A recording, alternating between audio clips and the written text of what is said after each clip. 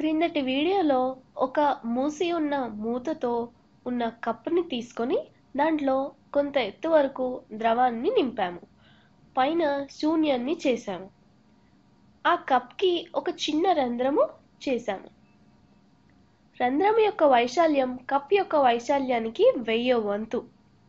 అలాగే కంటిన్యూటివ్ సమన్వయాన్ని వాడాము. ద్రవం కదిలే వేగం v1 అయితే రంధ్రము నుండి బయటకు వచ్చే ద్రవం యొక్క వేగం v2 అనుకున్నాము. పైని వేగం ఇంటూ పైని వైశాల్యం ఇజ్ ఈక్వల్ టు రంధ్రం దగ్గరి ద్రవం యొక్క వేగం ఇంటూ రంధ్రం యొక్క వైశాల్యం. రంధ్రం వైశాల్యం బదులు ద్రవం యొక్క ఉపరితల వైశాల్యం బై 1000 అని వ్రాయవచ్చు. కనుక కంటిన్యూటీ సమన్వయంలో రెండు వైపులా a1ని కొట్టేయవచ్చు. కావున ఉపరితలం దగ్గర ఉన్న ద్రవం వేగం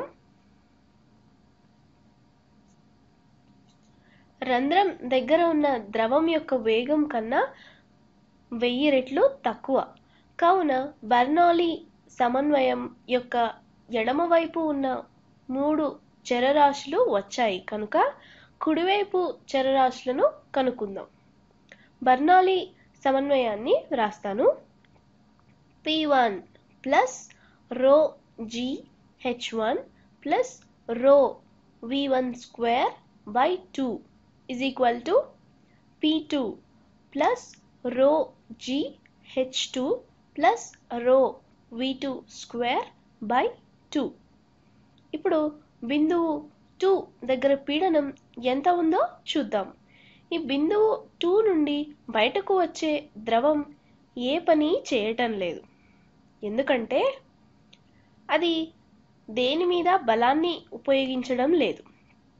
కావున P2 0 అవుతుంది. అంటే P1 is equal to 0 అలాగే P2 is equal to 0 అని రాయొచ్చు.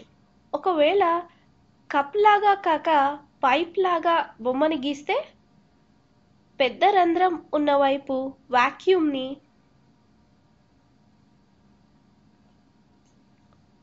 చేస్తే పరిస్థితి వేరేగా ఉండేది. ఇప్పుడు ఈ కప్నే మళ్ళీ తీసుకుందాం. ఈ స్థితిశక్తి పదాన్ని చూడండి. దీనిని రో G ఇంటూ H గా వ్రాయొచ్చు. తర్వాతి పదాన్ని రో by 2 into V2 by 1000 whole square గా వ్రాయొచ్చు. అలాగే H2 ఎంత? H2 is equal to 0. ఎందుకంటే అక్కడ మనం రంధ్రాన్ని చేశాం కదా. కావున ఆ పదం 0 అవుతుంది.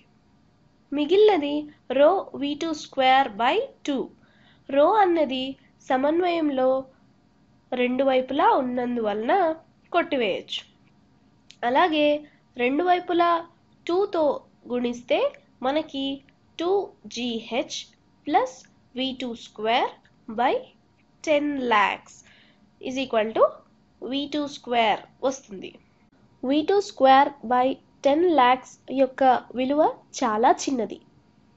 కావున దానిని మనం విస్మరించవచ్చు. ఒకవేళ రంధ్రం యొక్క వైశాల్యం ద్రవం ఉన్న కప్ యొక్క ఉపరితల వైశాల్యాన్ని కంటే చాలా చిన్నది అయితే ఈ విలువ ఇంకా చిన్నదవుతుంది. కావున ఈ పదాన్ని 0గా తీసుకోవచ్చు. అప్పుడు V2 square is equal to 2GH వస్తుంది. దానిని V2 is equal to root 2GH గా రాయొచ్చు. ఇది బయటకు వచ్చే ద్రవం యొక్క వేగం.